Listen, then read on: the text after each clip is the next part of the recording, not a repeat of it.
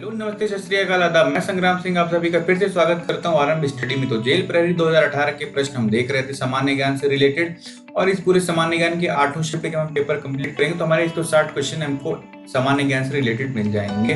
तो ये आपका लेक्चर नंबर 5 है इसी सामान्य ज्ञान प्रश्न का। तो सबसे इम्पोर्टेंट बात आप जान लीजिए कि व्यापम ऐसे ही सवाल पूछता है, मैंने साबित करके भी दिखाया है, और इस पूरे लेक्चर में आप देखते रहते हैं सेम क्वेश्चन रिपीट कर देता है एक ही साल के पेपर में।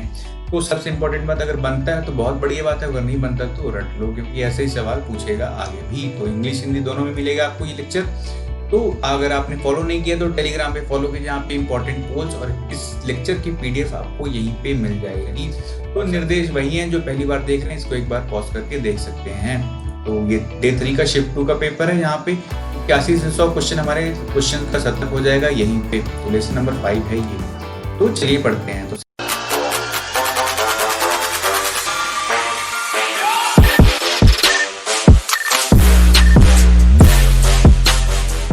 Airport authority of India is going to set up state of the art civil aviation research organisation. तो हमारा मेन काम है कारो यानी CARO। तो इसका कहाँ पे बनाने वाले की बात कर रहा है। तो भारतीय विमानन प्राधिकरण के द्वारा आधुनिक नागरिक उड्डयन अनुसंधान संगठन कहाँ स्थापित किया जाएगा। तो ये काफी इंपॉर्टेंट न्यूज थी, करंट अफेयर्स रिलेटेड था उस टाइम पे। तो ये क्वेश्चन आ गया अपने सीधे सीधे व्यापम ने पूछ लिया। Option A Delhi, option B Patna, option 3 Hyderabad, या फिर ऑप्शन नंबर 4 लखनऊ। तो इसका सही आंसर है हैदराबाद यानी ऑप्शन नंबर 3। तो यहाँ पे इसकी बात की गई थी। बढ़ते हैं नेक्स्ट क्वेश्चन की ओर। The power ministry is considering which temperature as default setting for air conditioners in India. तो ये भी करंट अफेयर्स रिलेटेड क्वेश्चन था उस टाइम का, और काफी कह सकते हैं एक डिबेटफुल क्वेश्चन था, और इसके बाद कंट्रोवर्सी क्रिएट हो गई थी, यानी इस टॉपिक पे रिलेटेड कंट्रोवर्सी क्रिएट हो गई। तो क्वेश्चन डाउटफुल नहीं था कि एयर कंडीशनर का एक डिफॉल्ट सेटिंग क्या होता है, और लोगों को लगा कि हमें इतने में ही एक पर्टिकुलर टेम्परेचर बढ़ा नहीं पाएंगे। काफी फेक न्यूज उस समय चल गई थी। तो बिजली मंत्रालय भारत में एयर कंडीशनर के लिए किस तापमान को डिफॉल्ट सेटिंग हेतु ध्यान में रखा गया है। ऑप्शन ए 30 degree Celsius, option 2 18 degree Celsius, option 3 20 degree, या फिर ऑप्शन नंबर 4 24 डिग्री सेल्सियस। तो इसका सही आंसर है 24 डिग्री सेल्सियस यानी ऑप्शन नंबर 4। तो देख लेते हैं थोड़ा बहुत इसके बारे में। तो ये करंट अफेयर्स था, जून का था, और सितंबर के पेपर में पूछ ले, यानी 2-3 महीने पहले का ही करंट अफेयर्स आता है। तो यही बात वहां पे आई थी। बढ़ते नेक्स्ट क्वेश्चन की ओर। द देवरी घड़ियाल rearing centre in Madhya Pradesh is located at. तो आपको ध्यान देना है घड़ियाल के बारे में, बाकी देवरी रियरिंग सेंटर वेंटर आप छोड़ दीजिए, सिर्फ घड़ियाल देखिए। तो मध्य प्रदेश देवरी घड़ियाल रियरिंग सेंटर कहाँ स्थित है। Option A Ghatigaon sanctuary, option B national Chambal sanctuary यानी चंबल अभ्यारण्य, ऑप्शन 3 सोन घड़ियाल सेंचुरी, या फिर ऑप्शन नंबर 4 केन घड़ियाल सेंचुरी। सही आंसर है option number 2 national Chambal sanctuary. तो घड़ियाल के बारे में सबसे इंपॉर्टेंट जगह यही चंबल नदी के ऊपर जो ये बना हुआ है नेशनल चंबल सेंचुरी, तो ये है घड़ियाल से रिलेटेड। बढ़ते हैं नेक्स्ट क्वेश्चन की ओर। Who was the other Indian who received the 2018 Ramon Magsaysay award with Bharat Vatwani. तो किस अन्य भारतीय को भारत वाटवानी के साथ 2018 के रेमन मैग्सेसे पुरस्कार से सम्मानित किया गया। तो इंपॉर्टेंट अनाउंसमेंट हुई थी। तो ये इंटरनेशनल लेवल के अवार्ड थे, तो अपने भारत को किसी को मिलता है तो काफी बड़ी न्यूज बन जाती है। तो 2018 में किसको मिला था, भारत वाटवानी के अलावा तो 2 लोगों को मिला था। तो आपको दूसरे का नाम बताना था उस टाइम पे। Option A Anshu Gupta, option B Sanjeev Chaturvedi, option 3 Deep Joshi, option number 4 Sonam Wangchuk. तो इसका सही आंसर है ऑप्शन नंबर 4 सोनम वांगचुक। तो सबसे इंपॉर्टेंट बात इस बार का मिला है रवीश कुमार का। तो ये बन जाता है क्वेश्चन आपके लिए इंपॉर्टेंट।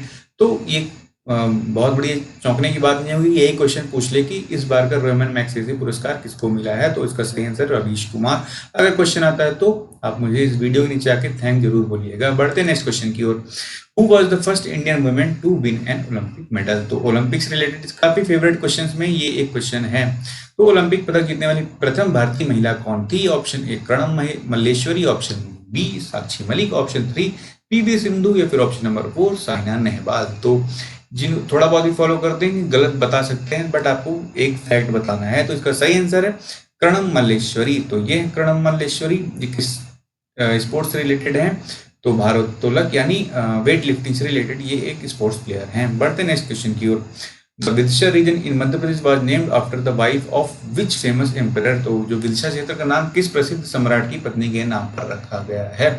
ऑप्शन ए गौतमी पुत्र सतकर्णी, ऑप्शन 2 औरंगजेब, ऑप्शन 3 अकबर, या फिर ऑप्शन नंबर 4 अशोक। तो इसका सही आंसर अशोक। तो एक खास बात ये है कि जो वहाँ पे एक इंजीनियरिंग कॉलेज है जिसका नाम SATI सम्राट अशोक टेक्निकल इंस्टीट्यूट जो है, तो उसका नाम सती जो है वो भी सम्राट अशोक के नाम पे रखा गया। तो विदिशा काफी ज्यादा अशोक से रिलेटेड है। बढ़ते नेक्स्ट क्वेश्चन की ओर। The Heliodorus pillar in Vidisha is dedicated to which god? तो यानी विदिशा में हेलियोडोरस स्तंभ किस भगवान को समर्पित है? Option A lord Vishnu, option 2 lord Sun, option 3 lord Indra, या फिर ऑप्शन नंबर 4 लॉर्ड शिवा। तो इसका सही आंसर है भगवान विष्णु, यानी ऑप्शन नंबर 1। तो ये आप इसके बारे में थोड़ा बहुत देख पाएंगे, यहाँ पे इसके बारे में थोड़ा बहुत कुछ जो भी है दिया हुआ है।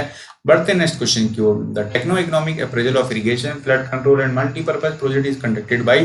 तो एक किसी मिनिस्ट्री का नाम दिया गया है और फिर कमीशन का, तो बताना है कौन सिंचाई, बाढ़ नियंत्रण, बहुउद्देशीय परियोजनाओं में तकनीकी आर्थिक मूल्यांकन आयोजित करेगा।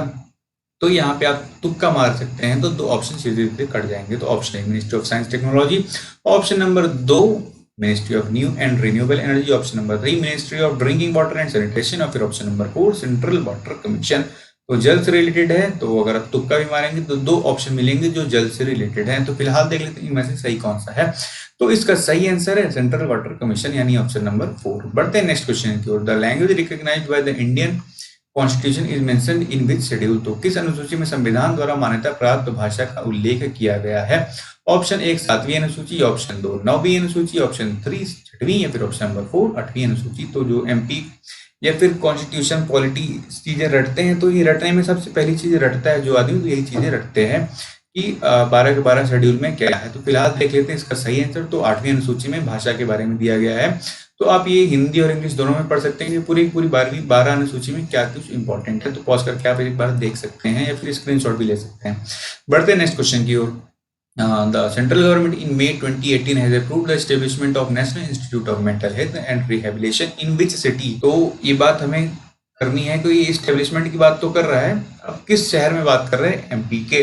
तो ऑप्शन ए Indore, option number 2 Jabalpur, option 3 Gwalior, option number 4 Bhopal. तो इसका सही आंसर है ऑप्शन नंबर 4 भोपाल। बढ़ते हैं नेक्स्ट क्वेश्चन की ओर। The Indian government has signed a loan agreement with किस देश के साथ for improving irrigation efficiency in Madhya Pradesh? तो मध्य प्रदेश सिंचाई क्षमता के सुधार के लिए भारत सरकार ने किस देश के साथ ऋण समझौते पर हस्ताक्षर किया? तो option A Asian Development Bank, option 2 World Bank, option 3 Union Nation Development Programme, या फिर ऑप्शन नंबर 4 ब्रिक्स। तो इसका सही आंसर है option number 1 Asian Development bank, यानी एडीबी द्वारा ये ऋण पे समझौते किए गए थे। बढ़ते नेक्स्ट क्वेश्चन की ओर। Madhya Pradesh become the first Indian state to create the which of the following department in 2016? तो सबसे इंपॉर्टेंट क्वेश्चन ये आज के लिए भी इंपॉर्टेंट है, इसको स्टैटिक भी बन गया है क्योंकि काफी अलग से चीज मध्य प्रदेश गवर्नमेंट ने बनाई थी। तो कौन सा विभाग बनाया था मध्य प्रदेश ने? Option A mines, option 2 medical education, option 2 aviation, या फिर ऑप्शन नंबर 4 हैप्पीनेस। इसका सही आंसर हैप्पीनेस, यानी ऑप्शन नंबर 4। तो आनंद मंत्रालय गठन किया गया था मध्य सरकार द्वारा। बढ़ते नेक्स्ट क्वेश्चन की ओर। Other than Bhopal, Gwalior, Jabalpur, Indore, Ujjain, Satna, which of the following cities monitor through integrated control and command centre in Madhya Pradesh?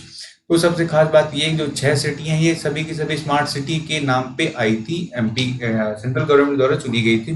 तो स्मार्ट सिटी के अलावा जो कौन सी डिस्ट्रिक्ट है उसको भी इसमें शामिल किया गया था एमपी सरकार द्वारा। Option number A Sagar, option 2 Panna, option 2 option 3 Rewa, या फिर ऑप्शन नंबर 4 सतना। तो इसका सही आंसर है ऑप्शन नंबर 1 सागर। तो सबसे खास बात ये है कि सतना इसने पहले भी आंसर में बता दिया, ऑप्शन में दे दिया, तो एक वहीं का वहीं रिजेक्ट हो गया।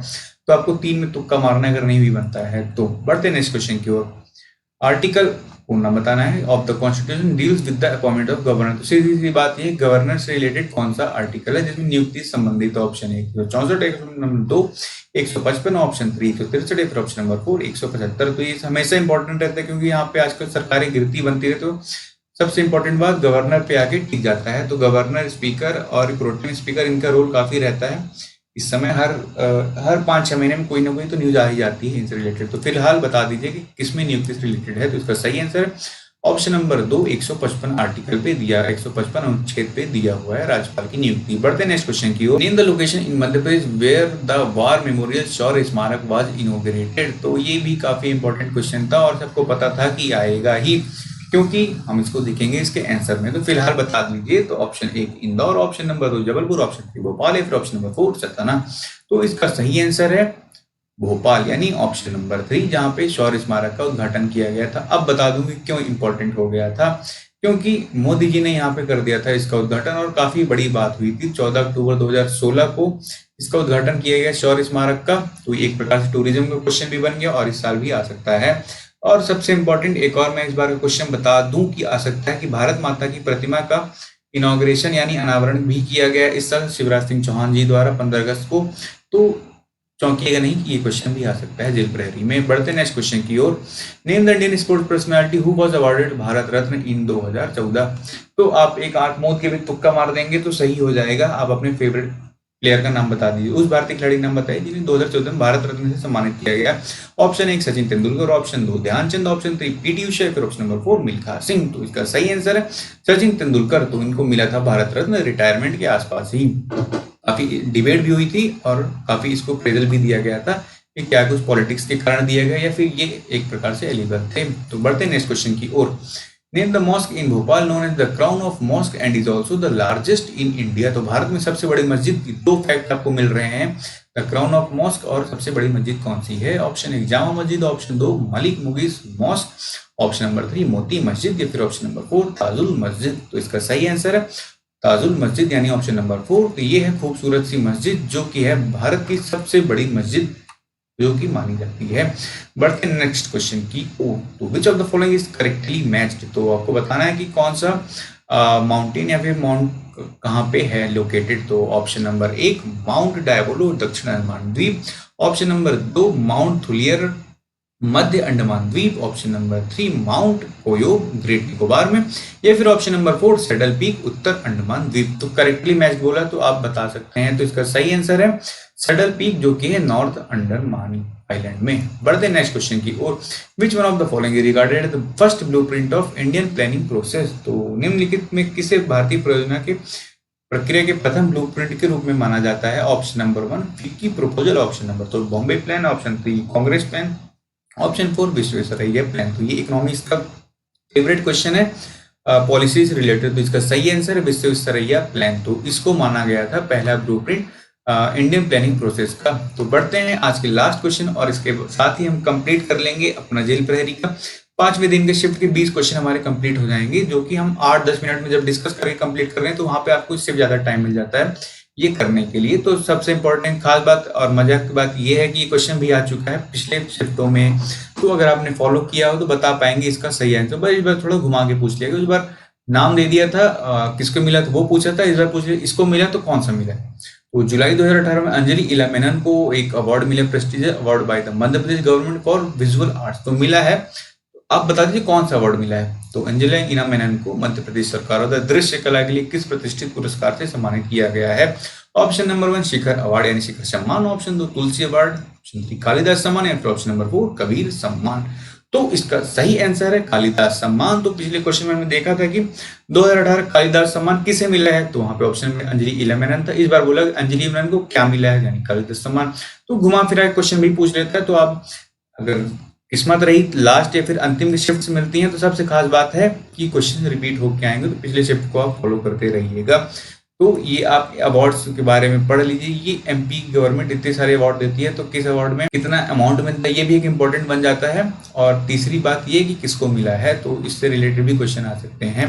तो इसी तरह कंप्लीट होते हैं हमारे आज के भी 20 क्वेश्चन, यानी 101 से 120 तक हम डिस्कस करेंगे लेसन नंबर 6 में अगले लेसन में। तो इस वीडियो में लास्ट तक बने रहने के लिए धन्यवाद। अगर आपको वीडियो पसंद आए तो लाइक और शेयर कीजिए, और अगर अभी तक सब्सक्राइब नहीं कीजिए तो जरूर से जरूर सब्सक्राइब कीजिए। जय हिंद, जय भारत।